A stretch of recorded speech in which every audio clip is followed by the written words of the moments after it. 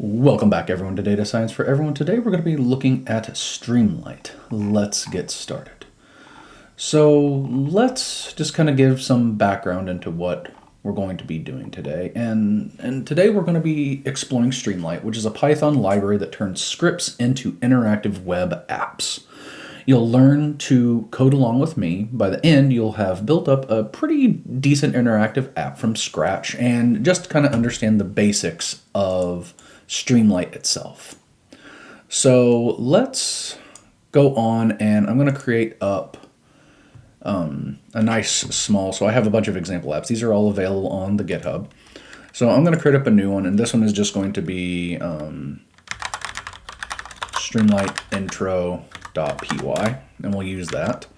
And I will also maybe delete some of all of this stuff here. Whoops.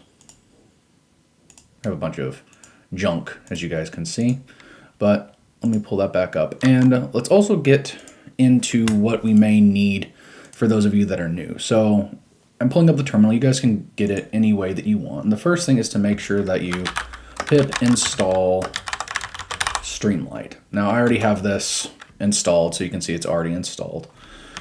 But that may take you guys a couple minutes, so you can pause the video and get yourselves kind of set up as you need. Now the next thing is, let's go on and run up Streamlit run app.py. Okay, notice here it says here, oh, we don't have any Streamlit apps. That's perfectly fine, because right now this is how we would basically run an app. So I have, notice here I have a bunch of apps, and they're in my apps folder. So I would run apps / and let me just do example, and let me zoom out a little bit for you guys. Example app.py, and I run this, and it tells me I can open these up in other sides, but I will, let me pull it off to the side here so you guys can see. You can see here that it created up a very simple interface for us. We can also look, and I believe if I go on and cancel this and clear this, we should be able to also do one that is like Streamlit hello. And so let's give that a try. Streamlit run hello. Maybe it's, let me look and see exactly what it is, and I'll be right back. So I was just being silly. It's not, so I had here Streamlit run hello, and it just Streamlit hello. And you can see here that this is the basics that Streamlit has, okay? So it just shows basic demos here. If you want to learn more, you want to check it out, you can go to streamlit.io. I would definitely recommend you guys read through the documentation when you want to do higher level stuff. If you have questions and comments, go and talk to the community. Okay, and again, you can have more complex demos here as well, but we can look through these really quickly. Notice there's some nice interactivity in these. You can see the code for them. Here's a plotting demo that uses some streaming data, okay, as it's going. We have the mapping demo, which is actually one of my favorites. Okay, it looks fantastic. And we also have an animation demo where you can see here that we can change the level of detail that we want in there as well. We can add some separation as well. Okay, so I'm going to have it stop, and we're going to go back here, and I'm going to clear out that server, and I'm going to close this down so we can actually see everything that's going on from now. And I may zoom in a little bit for you guys. So let's go on and get started then with creating up our first app. Okay, so this is going to be, again, just very simple. So let's do import Streamlit as st. And one thing I would suggest for you guys, okay, notice here that I don't have any auto completion really going on. I go and turn off my Copilot because I don't like it trying to, I find it very distracting whenever I'm trying to code. So let's create up a title and say, hello everyone. Now, I'm going to just go on and run this. Okay, and this is in my apps / Streamlit intro. I'm going to run this. Oh, and there's a run in here. And I'll pull this over and notice here, it just says, hello everyone. Okay, so what's happening with this? No, I want to make this a little bit smaller for us. Bring it down here for now. And this is just for titles, okay? We can create up any title we want. We can change it. So if we wanted to say, hello, your name here, and I save it, I go over and I refresh. Notice, hello, your name here. It allows us to grab on to and change this website interactively. Now we can also go here and do st.header and say this is a header, and that keeps popping up on me. Sorry guys. And we can go over here and we can refresh again. And notice, oh, here is a header. It's not just a title, it's a header. We can also go through and we can type in maybe another subheader. Header, and again, this is just a subheader, so this is a sub.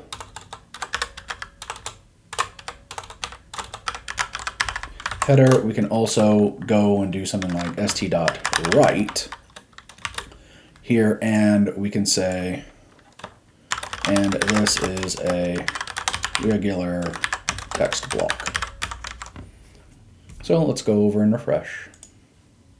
And notice now you have this nice little website starting to come up. Now, I know this isn't exactly the most entertaining of things, okay? But I want you guys to take a minute and just change up things that you have made here, okay? So maybe put in, so we could even put in something like name is equal to Markham Reed, and we can change this to your name, okay? And say name, we can change this to an F string. Okay, so let's say that we wanted to start making these customizable. We can. Okay, and so you can have people maybe fill out a form or something. You can take that data, you can put it in. Maybe you want to have them make some inputs, etc. You can do all kinds of stuff with this, but play around with this for a little bit, because this is the meat and potatoes of almost any web page, is the text that's inside of it. Now, the next thing is I'm going to just comment this out, and I'll write on the bottom here. So we all have all of our first bit. And so maybe let me actually write some notes in here.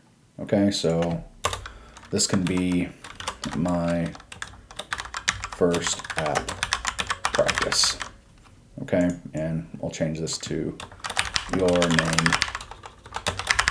here. Now the next thing we can do, is some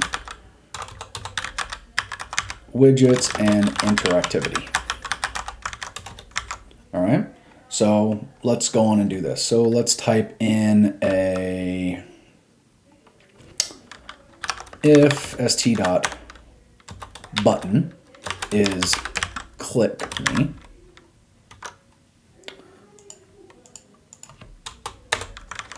Okay.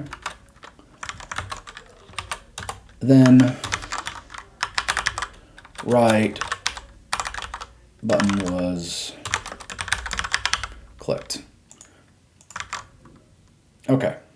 So give me a second. I'm going to see if I can turn off this auto IntelliSense stuff real quick so it doesn't muck up what I'm trying to write for you guys. All right. I'm not sure if this will work, but I'll get a little bit closer here. So let's now run this little piece of code. Okay, so we have an if statement in here where we're asking if this button is going to be true. Well, if this button is touched in any certain way, because right now it is falsy, And if we click it, it becomes truthy. And then when we run this, we're going to get out something kind of fun. So notice here, click me. Button was clicked. So you instantly have a nice interactive web page with this, okay? So let's maybe go a little bit cooler. So let's add in here some text input. Okay, so example 1 is button. Okay, and let's do example 2 is going to be input plus button. Okay, so let's do name is equal to st.text input, your name here. And then let's do, again, if the button is greet, then we'll say something like st.write, and then here we'll use our f string again. Hello, name. Okay, so let's run this. Enter your name here, Bob the Builder. Whoops. And greet Bob the Builder. We can say Jane the Jeweler. Oh. Run again. Hello, Jane the Jeweler. So notice you have this nice interactivity. So that may be nice later on if you want to create up some very useful type slide, not slides, but data input, etc. Okay, for your interactivity. Now we can do another one here, and it's example number 3 here, and let's create up a slider. So, and again, I will comment this out. And maybe I'll zoom in one more for you guys. So let's do age is equal to st.slider and say select your age. And we will put in, we want the slider to start at 0, go to 100, and then we want it to jump up by 25. Okay, then we want to write, oh my goodness, that's very annoying today. And you say, you are age years old.